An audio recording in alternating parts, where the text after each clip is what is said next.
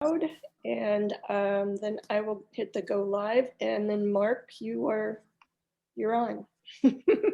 Perfect. All right. Well, it's 8:01, so we're right on time. Thanks everybody for joining us, and also thanks Holly for putting me in touch with Scott. And Scott, thanks for doing what you're doing. So to give a little introduction about Scott, Scott Dudley, he's the Director of Field Advocacy for Federal Affairs for the Florida League of Cities. And he's been doing this for about 19 years, right? Yes, sir. Yeah, and I guess you've done campaigning, you've done fundraising, grassroots organization for the last 24 years. You've done some lobbying, you've worked in DC. So needless to say, you have a lot of experience in trying to get things done and trying to pass policies and legislation. So Scott wanted to reach out, and he's reaching out to groups such as ourselves all over the state to talk about what is going on at the state legislature level and how they are trying to affect home rule. And I'm sure Scott's going to go over all that. So without further ado, Scott, take it away.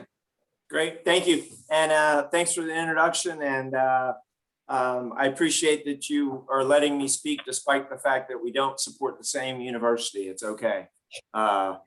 Thanks for that. So my colleague, Allison Payne, I believe, is also on the phone, and she at some point may want to chime in if I miss something, but I want to thank you all for giving me the opportunity to talk to you. So you heard basically what my goal is to try to, we're going around to neighborhood associations and Elks clubs and Moose clubs and whatever, just trying to talk to folks about what home rule is. And home rule is essentially local decision making. It's deciding what's best for your city, and the next step down is what you want your neighborhood to look like, what you want your city to look like, and not have somebody in Tallahassee who's never stepped foot in your neighborhood or in your city telling you what it should look like and what should happen in your city. And so we've been working, we've created a new department at the League of Cities, trying to build a better grassroots organization to bring people in, educate them some about home rule, about unfunded mandates, and sort of the overreach by the Florida legislature in terms of them taking away more and more of your decision-making authority. Home rule was added to the Constitution in 1968. It essentially says that municipalities may conduct municipal government, perform municipal functions, and render municipal services. But what it really does is it gives you, as citizens, local decision-making, citizen-centered solutions. It's basically, you get to decide what works in your city. You may like the idea of having vacation rental in your neighborhood. You may like the idea of a tree ordinance that doesn't allow developers to come in and cut down trees. There's a whole bunch of things that you may want for your particular neighborhood and the look and feel for your city. And that's what home rule does, is help protects that. It gives each city flexibility and authority to craft laws specific to the needs of that community. And so we at the League of Cities, we represent 411 cities. Every city in the state of Florida is a member of the League of Cities. Our goal is to protect cities, to protect home rule, but in the process of that is protecting your rights as citizens to have a say in what your city looks like, so that you get to control the destiny of what's happening in your city. Mark, I don't know if you want me to stop along the way. I can't see anybody, unfortunately. I put that on full screen and I don't know how to take it off. So if anybody has questions or whatever, they're welcome to interrupt me and ask questions as I go along. That's fine. Yeah, I'm looking at the chat, and so far there's nothing. But if anybody wants to put a question in the chat as we go through, feel free, and I'll try to stop you, or I'll come in whenever I can. Great, thanks, Mark. Sorry, I don't know how to undo the full screen here. I'm a poli-sci major, not an IT guy. So talk a little bit about local decision making. So we did some polling. Clearview Research did some polling for us, and you can see 72% of the folks, when presented with the idea that my local city government is more connected to my needs and better reflects local values than the state government, 72% of citizens agreed with that. The number was even higher when you talked about when you substituted local values for the federal government. It went through the roof. It was like 86% or something like that. So it was an insane amount that really feel that local values and local government is far more connected. Just to kind of give you a little bit more convincing on that part of the survey, local elected officials are better able to solve problems because they're more accountable to local people like me. And you can see all the demographics there on the bottom: male, female, Democrat, Republican, age demographics, economic income demographics. It's pretty popular across the board, the idea that local officials are better able to solve problems.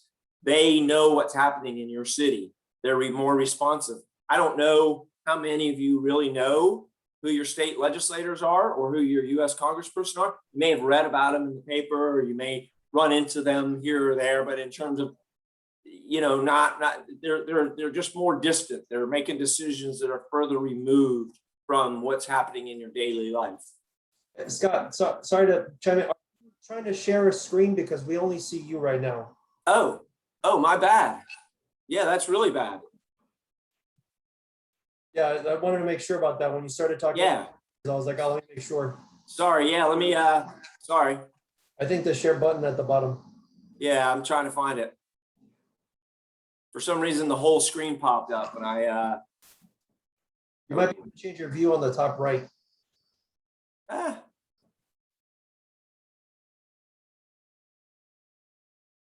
Go back here. Share screen. I'm sorry about that. No worries.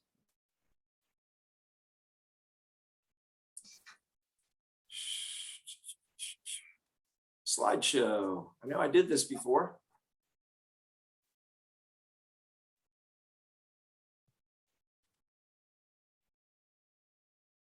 Can you see it now? No, right now, no. Oh my goodness.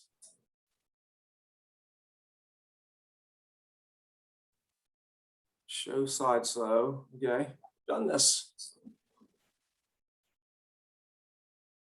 Give me 10 seconds here. I apologize. Sure, no worries.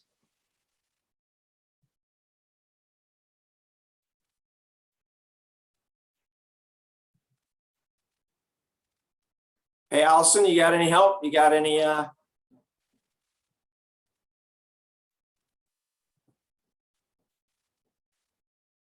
I'm gonna start over here. Not with the whole presentation, but just. I don't know how to do it either. Uh-oh, we got a problem. No, see, I usually just do slideshow. Keep slide review, animations, transitions, draw. You don't have a green share screen button at the bottom? A green button, yeah. That says what? Share screen? Yeah. Yeah, or you can hit Alt 5 or Alt S. Alt S? Yeah. I'm glad somebody knows how to do this. Can you see it now? No, it's not. Holly, is it okay? Can he share a screen through your settings or? Yeah, it should be able to. It's allow participants to share screen has been checked, so. Oh boy. Okay, I see you all. Share. There you go. You got it. There you now. go. Oh, All yeah. right. Sorry about that. No worries. Kind of embarrassing. I'm ripping along here. So you see me, but do you see the presentation? Yeah, we see your screen. That shows Zoom now. Yep. Okay. And now I can't see the presentation. So I'll, but that's okay. I'll just kind of.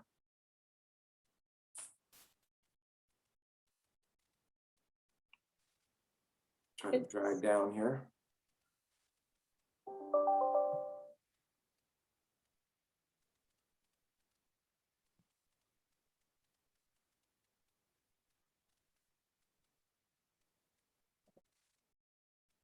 All right. It's showing just your web browser. It says your Zoom, and it says a leader in the 2020 Magic Quadrant for meeting solutions. Yeah, I don't, that's why I don't understand. Okay. What's the screen sharing. So Scott, when you go to screen share, you can do kind of a multiple choices. So you can either share your desktop, or you could share specific, basically. There we go. Yeah. Okay, now you're good. All right, cool. I'm so sorry about that. That's Okay, it happens.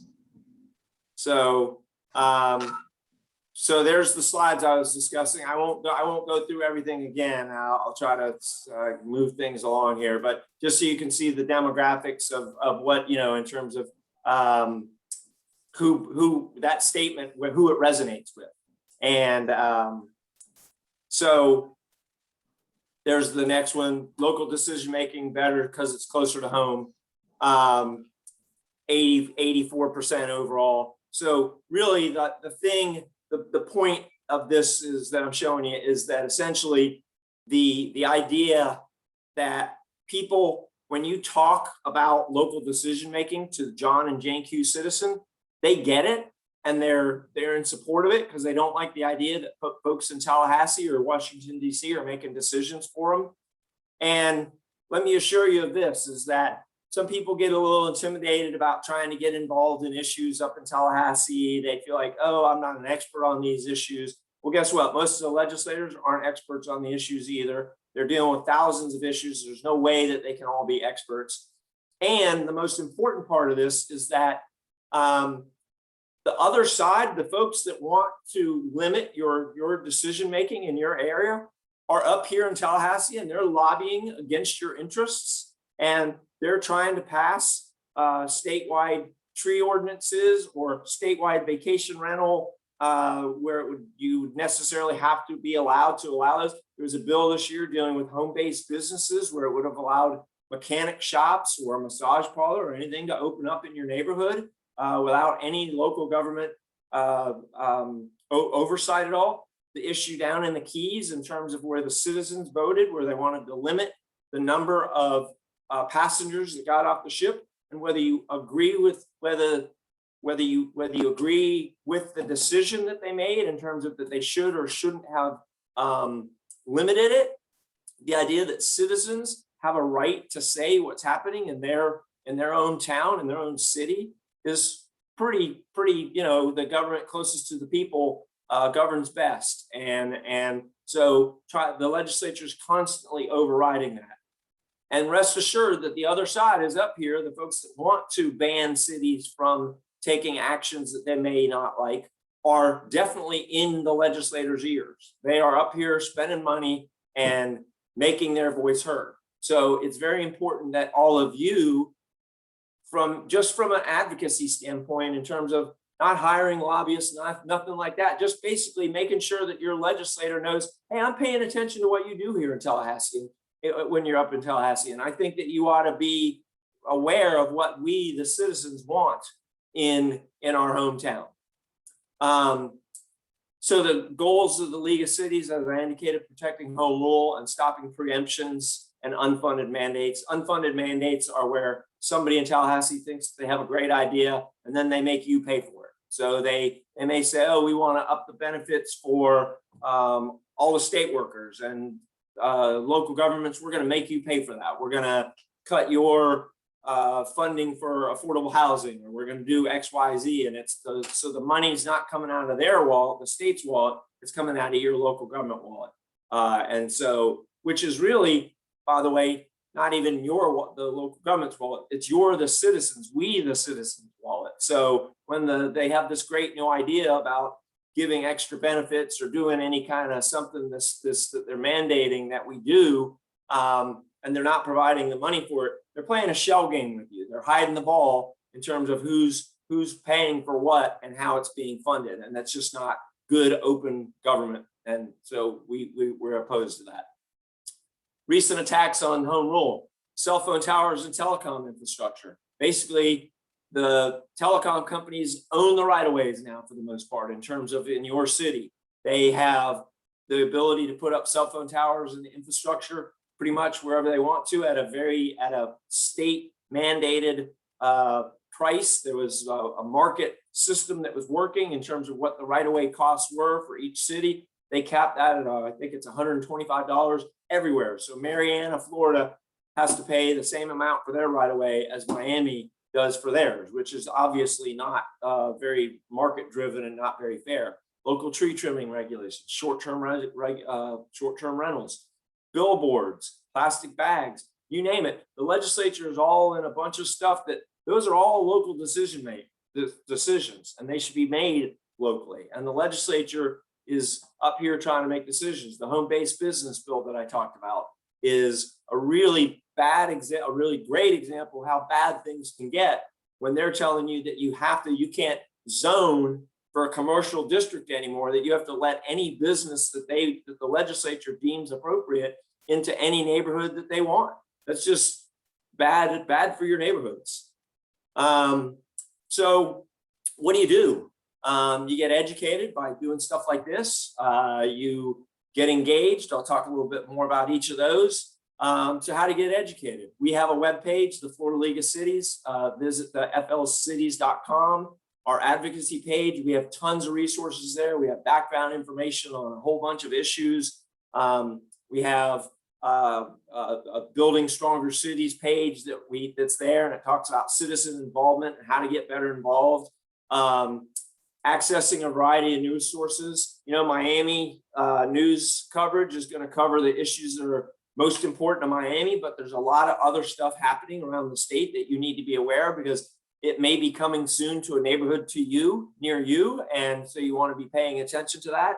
And then I say, watch the Florida channel. I don't have stock in it or anything. It's a public entity. I just want you to, they broadcast daily, the legislature, what's happening, committee meetings, just whatever's going on, agency meetings. So get involved in watching the Florida channel if you really want to plug in. They don't have any commentary on it. It's just what's happening, and you get to see what's going on in real time. And so we highly recommend that you engage in that. Getting engaged, building individual relationships, and a lot of what I'm talking about works at the city level too. So I recommend not only, and you all are the engaged people anyway, so I'm kind of preaching to the choir a little bit, but knowing staff, knowing the city officials, knowing your legislators, building a relationship with them, invite them to your neighborhood. If you're doing a Halloween trick-or-treat party, or if you're doing whatever it is, a tree planting or a community garden that you're starting, invite them to come visit that. Let them know what's happening in your neighborhood so that they're aware and they can see, and that they can be an advocate for you. If they know what's happening, they can help advocate for you. If they don't know what's happening, they're going to have a very difficult time advocating for you. Building relationships with other groups, your neighborhood associations, your business groups, your local chambers. I'm sure most of you are engaged in your local chambers, or at least know people that are. Your other civic groups, I call them the animal groups, the Elks Club, the Moose Club, all those groups, getting involved in those and having an interaction with them and building that rapport, so that when something comes up, you're not trying to build the bridges then. Your bridges are already built. You're already engaged with them on a regular basis, and you're sharing, and where you can help out and be advocates for them on something. Spread the word about an event they're having, the Shriner Parade, or whatever it is that's going on, that you can have that, that dialogue on a regular basis, and really and share with each other, and be in a good relationship that's a two-way street. Getting engaged, taking actions for your neighborhood groups, setting specific goals and objectives. What do you want? What's your end game? And being able to promote them, personalize your story. Why is it important? Why is having a community garden important to you? Why is a stronger tree trimming ordinance important to you? Whatever the issue is, being able to articulate it and personalizing it, saying, hey, look, if you go the other way on this, this is what's going to happen. Property values are going to go down, or people will move out, or whatever it is. Make it real for them. The old saying about all politics is local. It's really, really true. And it also goes along with the other saying in politics that's really true, which is in real estate, it's location, location, location. In politics, it's relationships, relationships, relationships. And you really need to be building those relationships year round. You need to be honest in what you're saying. You don't want to, make it more dire than it actually is. Be clear in what you're saying. Hold people accountable. Make sure that they know you're holding them accountable. All of a sudden they go, "Oh, well, I didn't know that was important to you." Not really fair if you didn't tell them that something's important to you to all of a sudden say, "Well, you did this, and we're, our whole neighborhood's going to vote against you for this." Well, it's only fair that you let them know. So that's part of the dialogue too. Media relations, really important for your neighborhood stuff, both at the city level and at the legislative level. Use the media,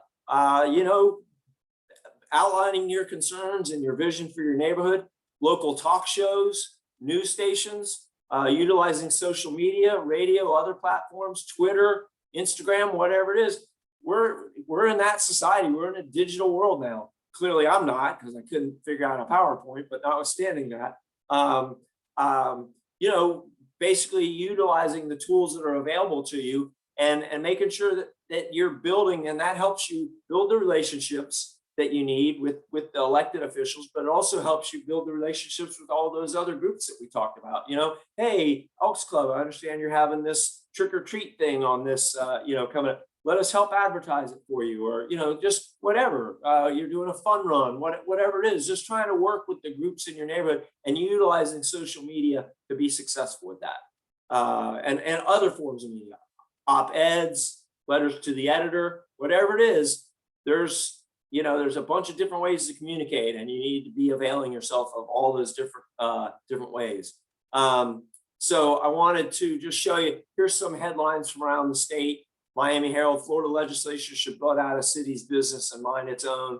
Let's put Florida Today, that's up in Brevard County. Let's put an end to Tallahassee's power grab from local governments. It's really, they talk about local governments, but our cities and our members, the elected officials, talk about what's right for the neighborhoods and what's right for the people in their city. It's not about, they want to represent you all properly, and they want to, be the voice for you. And when Tallahassee's taking away authority for them to be the voice, then it makes it very difficult. I think I see a question.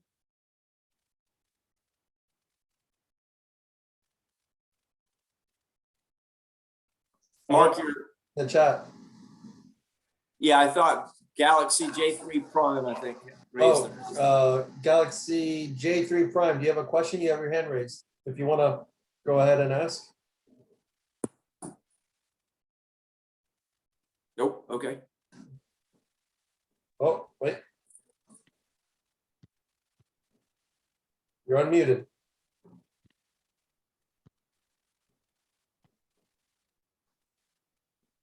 So I got a question here. Oh, okay. Hey, Scott, been a while, Phil Stoddard here. Hey. So for all of us out here in citizen land, what is the most efficient way for us to find out how our local legislators are voting on the different issues? Well, so that's a great question. Thank you for the question. The web page that I gave you, the Florida League of Cities webpage, is we post legislative alerts, we post legislative issue briefs, we post weekly reports on what issues are moving and who and which committees voted which way. We give links to the various committees. We can be a tremendous resource to you. We also have, and I was just going to get to a slide that talks about that we have a text alert system that we're developing. It's part of this grassroots effort. And if you text the words home rule, that's home rule, to 50457, you can sign up for our text alerts, and we'll keep you in the loop in terms of what's happening when there's a big issue like the home-based business or the vacation rentals or whatever. We'll let you know who's on what committee, who voted which way, all that kind of stuff. So I'll show you that slide in a minute, the text home rule to 50457. But I hope that answers your question. Well, sort of. It'd be great if you could put that that into the chat, the phone number there and the home rule message we type in. Yes, You just sir. put- I you put will. that in the chat. We can pick it up. No, Allison, can you add that to the chat? but really, my question was, if I want to go back, I mean, a bunch of bad bills have already escaped the House and the Senate. They're on the governor's desk. And supposing I want to know how my new state rep or my new state senator has voted, what's the best way I can go through and find out what they did? Because I've been writing them, but now I want to know what they did. So the best way to find that out is, so there's a couple of ways. One, first of all, we put out an end of session report on some key bills that shows how legislators voted. So you can wait for that, but you can also in real time, if you look at you can pull, if there's a particular bill you're interested in, you can go to the Florida Senate, and it's www.floridasenate.gov, or you can go to www.myfloridahouse.gov, and you can pull up your legislator, and you can cross-reference with the committees that they sit on. You can look if there's a particular bill you want to look at. You can see with the vote sheets there; those are all listed. You can look at all that. That's all open, available, public record. So, so you know, the League of Conservation Voters puts out a very nice, organized database where you can query it. You know, you can look at your legislator, you can look at particular issues, et cetera, and find out what everybody voted on, how they did. You can click on a bill, find out what it was, et cetera. It's a very nice system. If you guys could do that for sort of issues related to the interests of the cities and the League of Cities, that would be a real service. And I would just, as a model, look at the League of Conservation Voters to see what they did. 10-4, that's great advice. I'll be looking at it tomorrow. I can promise you that. Thank you. Thank you. So did any question? I'll keep moving on here. So what's best practices? Make regular contact with elected officials. I talked about relationships. Face-to-face contact works best. Listen to the other side of the issue. As much as I hate to admit it, I'm not always right. Sometimes the other side has a legitimate point that needs to be considered when we're having a discussion about an issue. And sometimes we have to figure out what the other side really wants, and is there a way to get there by working together? Or sometimes it is just there's no way to bridge the divide, but oftentimes there are, and trying to do that, communicating respectfully, being very specific in terms of what you're trying to accomplish, what your end game is, offering solutions, not just saying we're against something, but hey, we don't want this, but maybe we instead, trying to offer different alternatives and solutions, and always play the long game. Somebody that's against you today on an issue may not be against you on the next issue. They may be your best friend on an issue. We have folks that we've given legislative awards to that some of our members say, I thought we hated that guy or that legislator. It's like, no, we don't hate anybody. We play the long game because you never know who's going to be your friend on an issue in the future. And so it's really, really important to play that long game, and both locally with your city officials as well as the state legislators, in terms of making sure if they do something right, you thank them for it. If they give you a grant for money, for a project in your neighborhood or whatever, thank them for it. It doesn't mean that you have to accept everything else that they did. You can hold them accountable while still thanking them for the right things that they did right, if they did do something right. So Scott, if I can interrupt you, we got a question here, if you don't mind fielding it. It says, Scott, clearly there are many bad bills, but are there any examples of preemptive statewide legislation that deserves support? For example, reining in local governments that let NIMBYism dominate zoning, preventing housing diversity. So that's a great question. So we always try to look at things through that prism. There are certainly, and I should have made this clear at the very beginning. So there are, in fact, we talk about being against preemptions, but you know what? There are some preemptions that make sense. There are some things that it makes really good sense. I would suggest to you, for instance, minimum standards of water quality are a pretty good example of where, there should be, because water doesn't know boundaries. And so the idea that we have to have at least minimum standards, And then if local governments want to make those stronger, and some have, believe it or not, there's cities around the state that have developed fertilizer regulations because it ends up in the waterways. And so they have rules about when you can apply it and how you can apply it, and they have to be regulated in order. And you know what? Their citizens want that. So there are some examples of preemptions that we would say, yeah, it makes sense to do that. But we try to, and it goes back to what I was talking about being specific and listening to the other side of the issue and trying to figure out if there's a way to bridge the gap. Can we help you get there? There was a legislator this year dealing with that impact fees were causing the cost of affordable housing to go too high. Well, guess what? So let's work together. Let's figure out if your problem is that impact fees are driving up the cost of affordable housing. Let's figure out a solution that were preempted in terms of impact fees on affordable housing costs and back them out of the equation. And so, yeah, we are open to some ideas when it's not just the legislature. The part of the problem, and I was trying to not get too deep into this, but part of the problem is that preemption used to be very deliberative and very surgical, and it's become the first line of defense. It's almost like every association, the thing that they want to do is go to Tallahassee and preempt local governments, because that's showing that association gets to show their value to their members.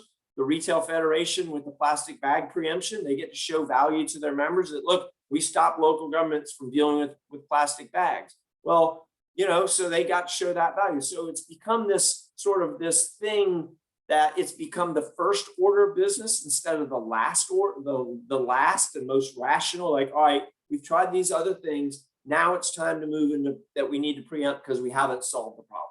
And so if they handled preemptions surgically and did it in a way that was in the public interest and really made sense instead of the interest of the moneyed special interests, we'd be having a different conversation.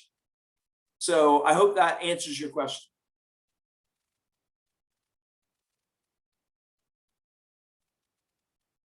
Mark, shall I continue? Oh, yeah. Perfect. Thank you. Cool. And then here's the slide I wanted to talk to you about, texting home rule to 50457 to sign up for alerts in terms of what's happening in the legislative process. It's home rule to 50457. You'll get a link. It'll ask you for your information. We're not going to sell that information. We're not going to use it for anything other than keeping you informed about what's going on. So it's going to ask you for your email and basically your name so that we know who we're talking to. And then we will send you alerts and keep you updated in terms of what's going on. And I love the quote up in the corner: never doubt that a small group of thoughtful, committed citizens can change the world. Indeed, it's the only thing that ever has. And you all know that because you're engaged in your neighborhoods and you know what it's like to be engaged and to try to change just sometime one block at a time, trying to move it along. And I'm happy to answer any final questions you might have. There's my email address, my cell phone number. I can send you, Mark, I'm happy to send you this presentation, and you can send it to all the folks who participated and anybody else you want to forward it to. Oh, perfect. Thank you. You know, I do have a question.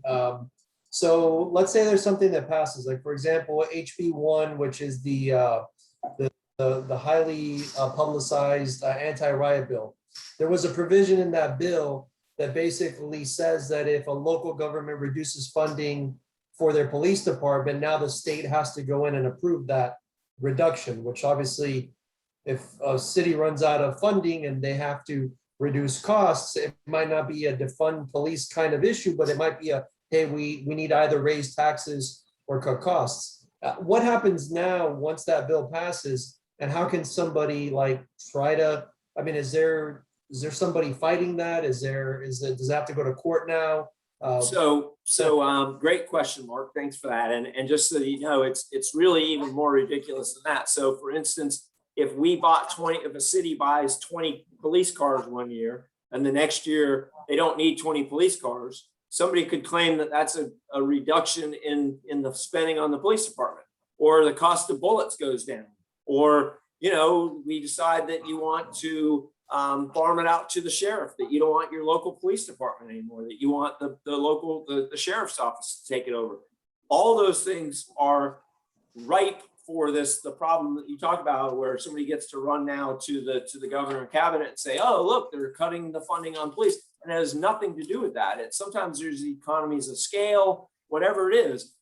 So as far as fighting it, there are groups that have already filed lawsuits against the bill. The league, we don't, because we're not the League of Cities isn't an affected party per se. Cities are the affected party, so a city would have to bring a lawsuit, but we would stand with that city to help fight that if a city were to bring that forward. But the league, we don't sue on behalf of that. That's not we don't have the legal standing. So then our position as a citizen would be to go to our local city and say, hey, I think you should fight this. Yes, absolutely. Yes, sir. All right, well, City of South Miami, I hope you're listening. I think we should fight this.